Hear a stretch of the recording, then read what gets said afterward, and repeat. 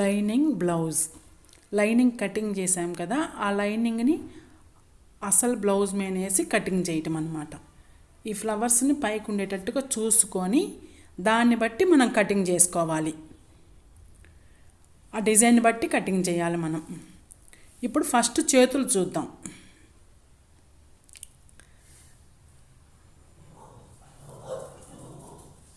చేతులు మడతని కరెక్ట్గా పెట్టుకొని అరంగుళం ఖర్చుకు వదిలిపెట్టాలి. అరంగుళం ఖర్చుకు వదిలిపెట్టేసి కరెక్ట్గా పెట్టుకోవాలి. మడత మళ్ళీ మీకు క్లియర్గా చూపిస్తున్నాను చూడండి. అట్లా అరంగుళం వదిలిపెట్టాలి. ఇప్పుడు చూపిస్తున్నాను చూడండి. అరంగుళం వదిలిపెట్టి దాన్ని కరెక్ట్గా పెట్టుకొని మడతని కరెక్ట్గా పెట్టేసేసి వాటిపైన కరెక్ట్గా చేసుకొని కటింగ్ చేసుకోవాలి.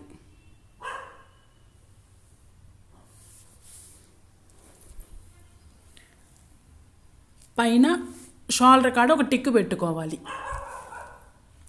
సైడ్ అమ్మట ఖర్చు కటింగ్ చేయాలి.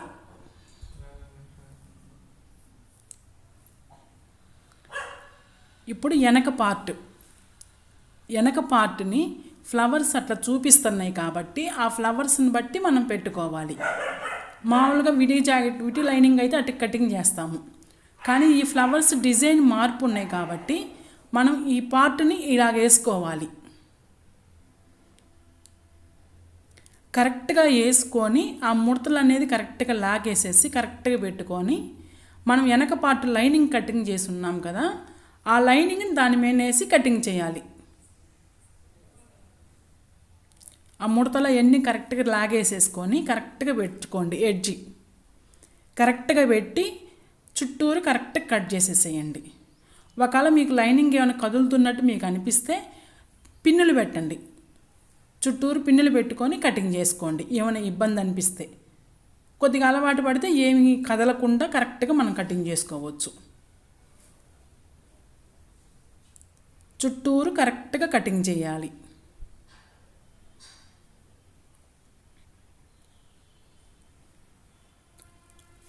అది చంక వైపు కటింగ్ చేయడానికి జాగ్రత్తగా రెండు కలిపి పట్టుకొని కరెక్ట్గా లాగండి.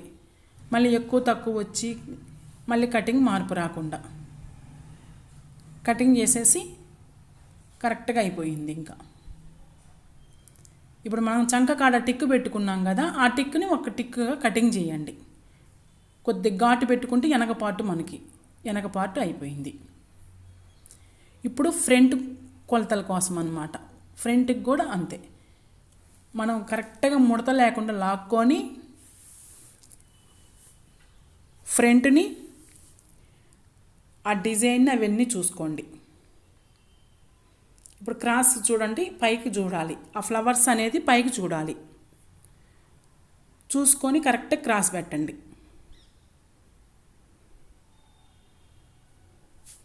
క్రాస్ వచ్చేటట్టుగా పెట్టుకోవటం కూడా క్రాస్ పెట్టుకోవాలి. ఆ ఫ్లవర్స్ కూడా చూడండి, అలా పైకి చూడాలి. మళ్ళీ పైకి కనపడేటట్టుగా ఉండి దాని మీద పెట్టుకోవాలి లైనింగ్.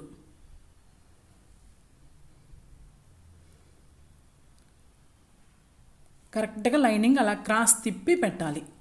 అసలు బ్లౌజ్కి కూడా క్రాస్ పెట్టుకుంటే మనం లైనింగ్ క్రాస్లో కటింగ్ చేసాం, దీనికి కూడా పెట్టుకునేటప్పుడు కూడా అసలు బ్లౌజ్కి క్రాస్ కరెక్ట్గా పెట్టుకోవాలి. ఆ చివర్లో ఏమైనా తగ్గిద్ది, అందుకని జాగ్రత్తగా చూసుకొని రెండు మడతలు కరెక్ట్గా ఉండేటట్టుగా చూసుకొని కరెక్ట్గా లాక్కోండి. కటింగ్ చేయకముందలే కరెక్ట్గా చేసేసుకోండి. కొద్దిగా తగ్గినా మళ్ళీ షోల్డర్ కాడ తగ్గి లాగటం అట్టగా అవ్విద్ది అనమాట. అందుకని ఎక్కువ తక్కువ ఉంటే మళ్ళీ మనం లాగి కుట్టడం అట్ట చేస్తాం సరిపోలేదన్నట్టుగా. అలా లేకుండా మనం ముందరగానే కటింగ్ చేసేటప్పుడే కరెక్ట్గా కొలతని కరెక్ట్గా చూసుకొని క్రాస్ పెట్టుకోవాలి.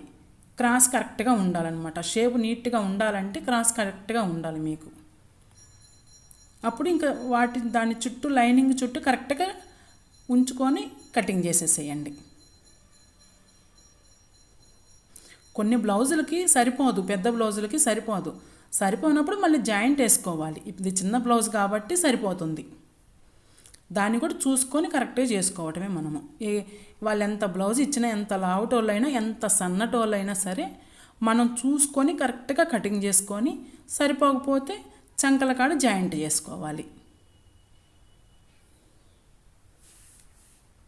అటు సైడ్కి లాగేటప్పుడు జాగ్రత్తగా లాక్కోండి, ముడత రాకుండా. కింద టక్స్లు పెట్టాం కదా, ఆ టిక్కులు పెట్టండి.